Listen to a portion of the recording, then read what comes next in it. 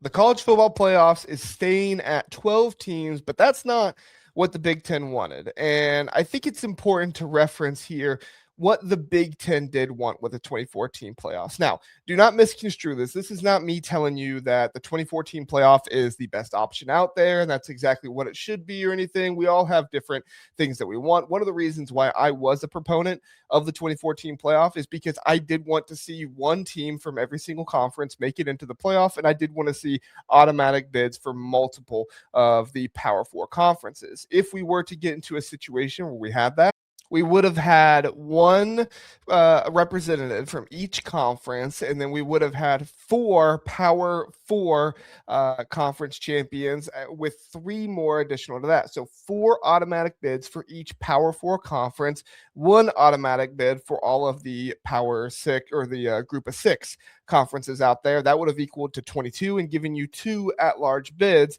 That would have limited the committee and what they do and the at-large bids and stuff like that, which I was completely in favor of because I don't think the committee does the best job, as most people don't think they do by the end of the year either. But that is obviously off the table now because the SEC was vying for the 16-team playoff.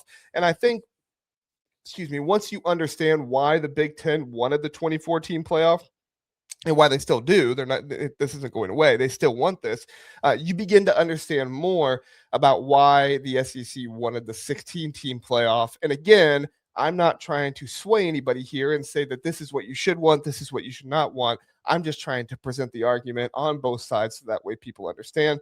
I think a lot of people see the 2014 playoff and immediately think, that's too many teams. This is terrible. We hate this. And I get that because that's not college football tradition. College football tradition is a small group in the postseason with many other bowls and everything else. But if you understand where college football is nowadays, it's that the bowls don't matter nearly as much as they once did. I love the bowls. I think the bowls are great. I enjoy watching the bowls, but we also are seeing bowl games where we are not seeing as many players as we once did from those schools. We're seeing opt-outs. We're seeing transfer portal guys, everything else. And it does make the bowls different. I'm not saying it makes it worse than it was before, but it does make the bowls different because we're not seeing the final form of these teams play teams from other conferences. And so the 2014 playoff would allow for, well, we'll just start with this as reason number one. This was actually reason number three, but we'll start with this as reason number one. Reason number one is that it would allow more teams to play their final game of the season with more players from their actual team and making a meaningful game. All right. As much as, yes, the bowl games are meaningful to me, and I'm sure they are meaningful to you as well, because we like to watch them. Nobody wants to see the bowl games go away. They're not as meaningful to the players. You have opt-outs, you have players going into the transfer portal and everything else. If you were to expand the playoffs to 24 rather than the 12, that would give you 12 more teams playing a postseason game that would be meaningful to them, and their players would likely not opt out of. I think a lot of people just assume, well, you're going to have opt-outs if this happens, and they're not going to play in the playoffs. And we've just not seen that yet. I understand making that assumption, but we've just not seen that yet. And so the idea of more teams playing in meaningful games that more teams would be involved in, and more of these players not opting out and continuing to play hard for their team, would give people more valuable football to watch rather than some of these bowl games where you have opt-outs of, anywhere from, 1 to sometimes even 12, 15, 30 sometimes players because of coaching changes in the transfer portal, not just declaring for the draft and stuff like that anymore. Reason number two is that the expansion of the playoffs would allow for an expansion of conferences. Would allow for the expansion of conferences. I said that incorrectly. Let me state that again. Expansion of the playoffs allows expansion for the conference. That's what the Big Ten wants. The Big Ten wants to continue to expand, whether you want them to or not. Again, I'm not advocating for this. I'm just telling you this is why the Big Ten wants it. The Big Ten wants to continue to expand and grow and become a larger league. In August of 2025, Jim Smith, the Maryland athletic director, stated that the Big Ten is eyeing a 20-team conference by 2030. This goes in line with everything we've said on this channel, which is that around 2029, 2030, the ACC buyout for a lot of these teams in the ACC will be low enough that you'll start to see these teams pay the buyout, and you'll also start to see the conference help pay for the buyout as well. You're talking about teams like Virginia, North Carolina, Clemson, Miami, Florida State, teams like that would be apt to leave the ACC and go to the Big 12, Big 10, the SEC, maybe even the Big 12 as well. But to go to those conferences, because those conferences have a more lucrative deal or a deal that is sooner ending to possibly be more lucrative than what the ACC has right now. But with them being tied into their grant of rights, they're not going to be earning as much. But now we just got word later last week that CFP expansion, with that being off the table, this was not said to be directly related, but we think it is related because right after that happened, the Purdue athletic director said, quote, "I don't see it expanding." He's talking about the conference, unless the environment really becomes fractured where where the structure doesn't hold and we feel like we need to do our own thing, end quote.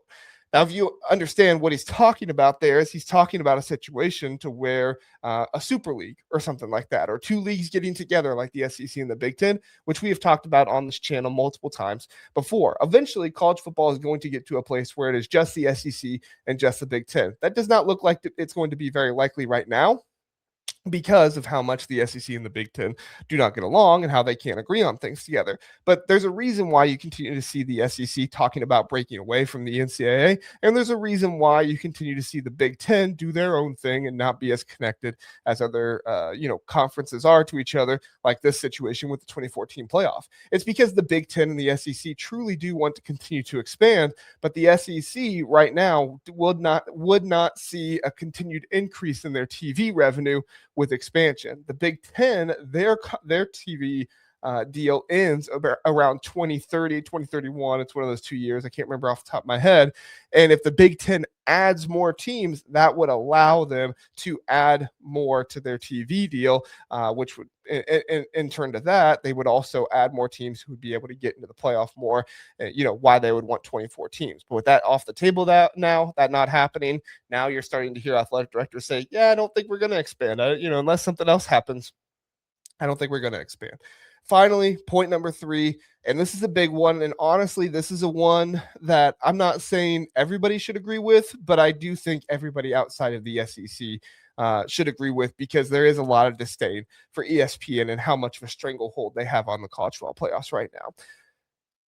Reason number 3, adding a new round of the playoffs would give NBC, Fox, and CBS the opportunity to pay for access to those games. Right now, ESPN has exclusive access to the entire playoffs and all the rounds. If you were to add 4 teams and put it in the 16-team playoff, you would not add another round. You might have some play-in games and stuff like that, but you would still have the same number of rounds, and that would make things different.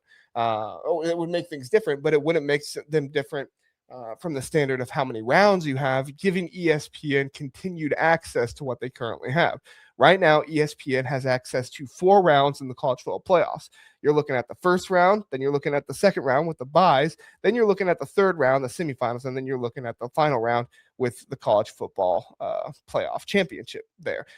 If you were to add to 24 teams, not add 24, if you were to add teams and get to the 24 mark, you would be adding a 5th round of college football. Now, the thing that not a lot of people understand is that 5th round would not necessarily be the playoffs. It would be a play-in game situation during conference championship weekend. So instead of seeing these conference championship games where we all get up in arms and argue Alabama should be out and everything else, you would actually see games that are going to either put teams in the playoffs or not. And yes, they kind of would be in the playoffs because they're in the play-in game, but you can also see the way that March Madness has kind of marketed things with, like, they're in the tournament, but they're not really. It would be a similar thing here.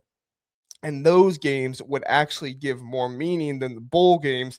And so that's what we're talking about with games with more meaning that players would actually continue to play in. So again, I'm not trying to convince you that the 2014 playoff is the best thing ever, but I do want to try and help people understand that it is a little bit misunderstood, that adding teams to get to 24 actually could give more TV stations, TV broadcasters is what I meant, more access to doing this, and it wouldn't just be a completely ESPN run thing. Because right now there's a lot of people that think, well, ESPN, they run the entire thing, they run who gets in it, they run who don't get in it. And I'm not saying that's correct or incorrect, but I am saying that's a possibility.